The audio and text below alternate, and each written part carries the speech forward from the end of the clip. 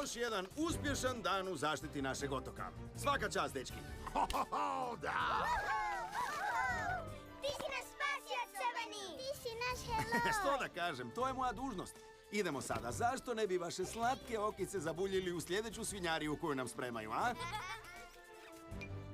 Svinje! Uhvatit ćemo te! Preslatki su. Dobro, još samo da počistimo ove rakove i onda možemo preći na... Gotovo, sređeno. Crveni, što je to? Ko je klinac? Je li to osob, je li to glava? Što je to? Ogle, izgleda kao neka poruka. Što ako je ljubavna poruka? Što ako je poruka u boci? Ili duh u boci? Dečki, nema boce. Dajte, smirite se malo. Drage ptice, ponizno vas molim za primirje. Možemo li popričati? Srdačno, Leonard. Cmok, cmok. Dobar pokušaj, svinjice.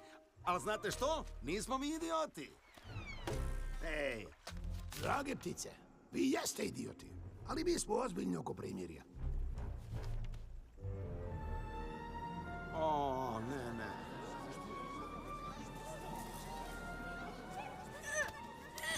Imam ga! O, ne! Pazite ovo! Daj da vidim. Primirje! Primjeri sa svinjama? Rat podvalama je gotov! Što? Ne! To je samo još jedna od njihovih podvala. Što? Koje olakšanje, zar ne?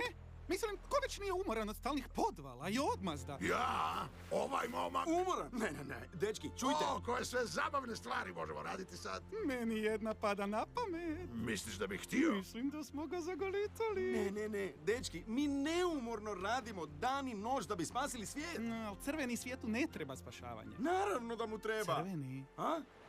dođi ovdje, dragi. Čega se ti to bojiš? Bojim? Čega bi se ja to trebao bojati?